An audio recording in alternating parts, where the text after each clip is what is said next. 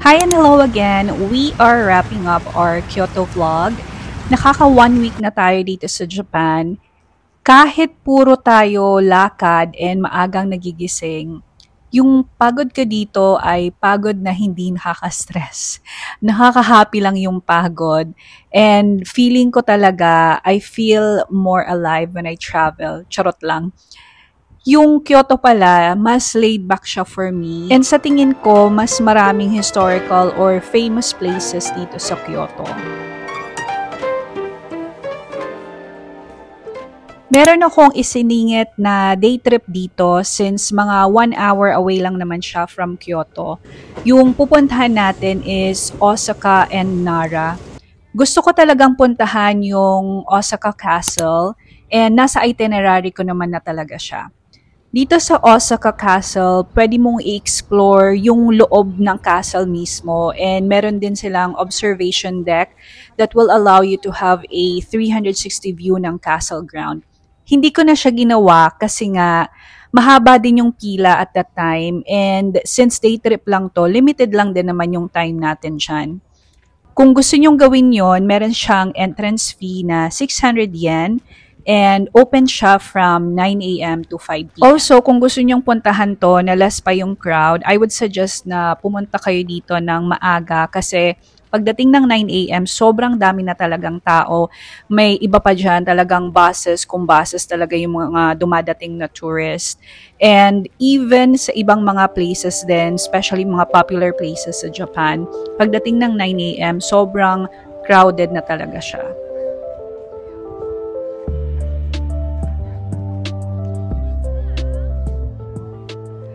After natin dyan sa castle, dumiretso na ako sa Nara. Medyo malayo-layo lang yung nilakad ko from Osaka Castle to the train station. And yung ating travel time from Osaka to Nara is 45 minutes. Nung nasa Nara na ako, pagdating mo sa may train station, paglabas mo, merong mga shopping street na madami kang mabibilhan ng mga food or kung ano-ano lang. And yung Nara Park ay pwede mo nang lakarin. As in a few minutes away lang siya from the train station. And syempre, yung goal natin dito is puntahan yung mga deer. Itong mga deer ay pwede mong pakainin ng deer crackers. Around 200 pesos. 200 pesos. 200 yen yung price niya. And wag mo silang papakainin ng iba kasi pwede silang magkasakit. Dapat yung papakain mo lang sa kanila is yung deer crackers. After natin magpakain ng mga deer, pumunta ako sa malapit na temple dyan. And nag-ikot-ikot lang din ako tapos umupo kasi ang init at that time nung nandyan tayo. And after that, bumalik ako dun sa may Higashimuki Shopping Street and Sajodori Street. Doon ko din nalaman na meron palang nagba-viral na mochi pounding shop. Pero may mga schedule siya kung kailan nyo siya pwedeng mapanood. I think it's every 30 or 45 minutes ata. And habang nag-aantay ako noon, meron akong nakita na restaurant dyan na nagbibenta ng okonomiyaki. So, trinay ko siya and yung okonomiyaki, lulutuin siya sa harap mo. And in fairness naman, nagustuhan ko.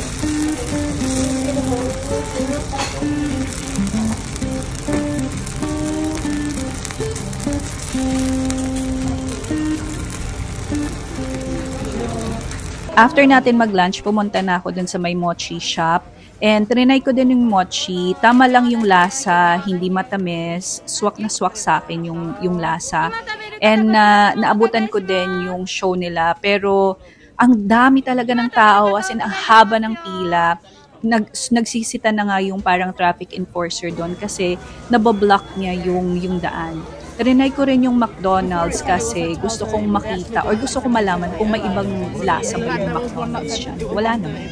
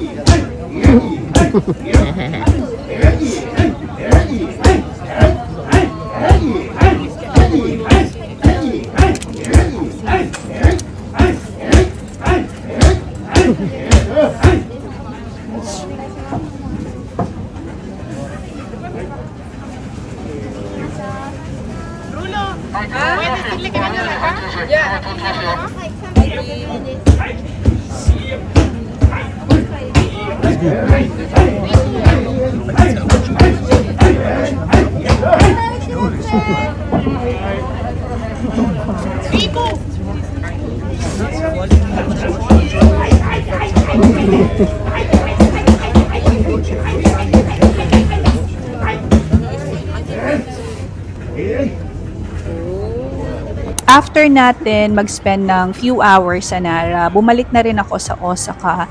And dito na rin ako nag-dinner sa may Ichiran. Yung meal ko dyan is $10. Grabe yung price difference niya kasi per person sa New York will cost you like $30. And dito, it's only $10. Naisip ko din na magpagabi na lang dyan sa Dotonbori area para makita ko yung mga ilaw niya, tapos yung famous na Glicoman. Mostly ng mga nagpupunta dito sa Osaka ay pumupunta talaga sila sa Universal Studio, pero hindi kasi kaya ng schedule ko. Very limited lang. And feeling ko kasi pag mga ganong activities, kailangan may mga kasama ka para ma-enjoy mo talaga yung area na yun. Ang uwi ko dyan ay around 8 p.m. I guess ito na yung pinaka-late na uwi ko at pinaka-late na stay ko sa labas so far. Very lola lang talaga ang atake natin dyan.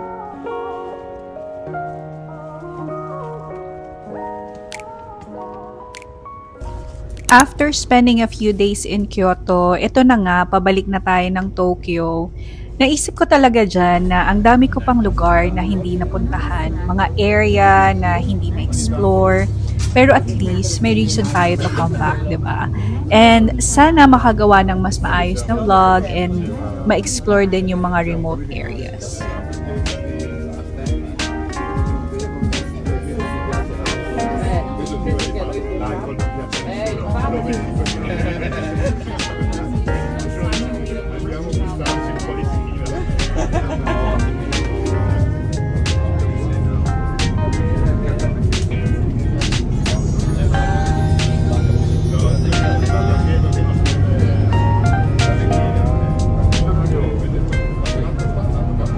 Ito pala yung bus station nila na katabi lang din ng Kyoto train station.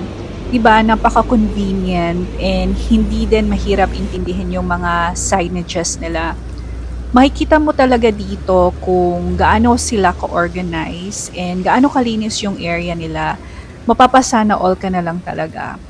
And if ever naman na feeling mo, hindi mo alam kung saan yung bus station na sasakyan mo o gulong-gulo ka na sa mga nakikita mo or instruction na nakikita mo sa Google, pwede ka naman magtanong dyan and ililid ka naman nila sa tamang sakayan. Also, yung bus station ay katabi na talaga ng Kyoto train station. And pag nakita mo siya sa pinakaharapan, sobrang ganda ng structure niya, sobrang ganda ng design, and malaki din talaga siya. Nandito na rin ako bumili ng ticket, hindi na ako nag-online purchase.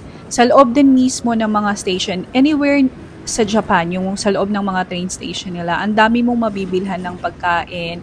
Hindi ka talaga magugutom pag nandito ka sa Japan.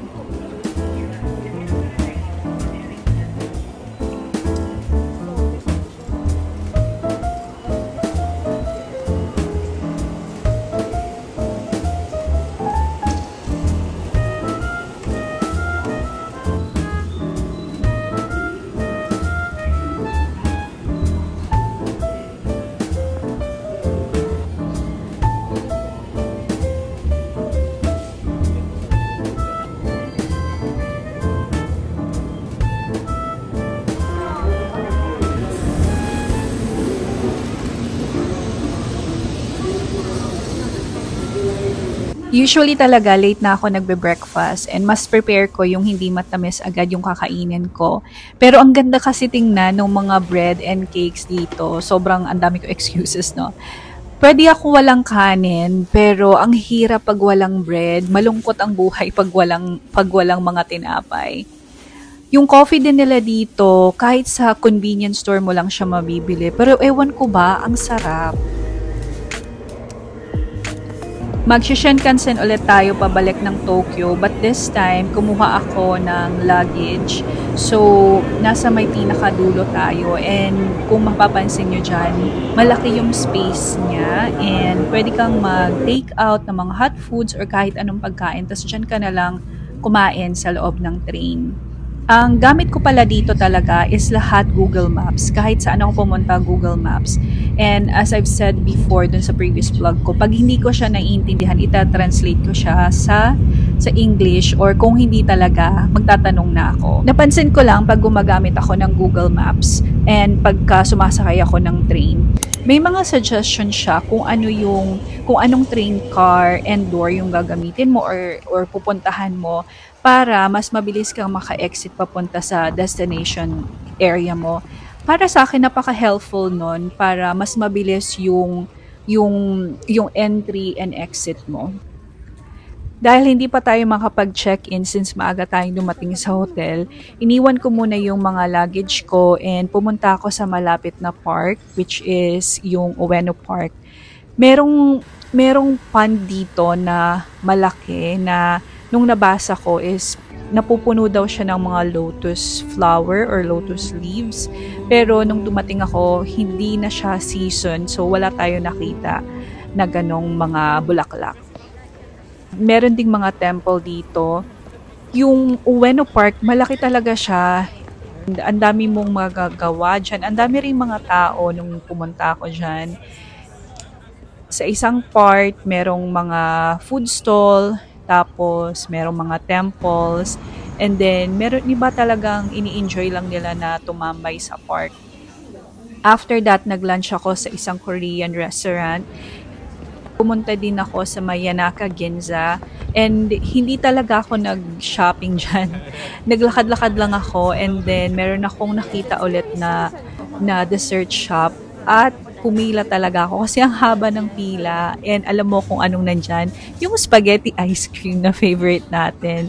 So, talagang ini-enjoy ko yung spaghetti ice cream na yan. Parang nakakailan na ata ako for the whole trip. Masarap kasi talaga siya. Mostly kapag nagustuhan ko yung isang food, nagiging fixated ako and gusto ko siyang kainan every time. After natin dyan, pumunta rin ako sa may isa pang shopping street na ang name niya is Ameya Yokocho. Ameya Yokocho. Popular din siya. Tapos, dito na rin ako nag-dinner. And after that, bumalik na ako sa hotel since pwede na akong mag-check-in. And this time, yung hotel na kinuha natin is hotel na talaga siya.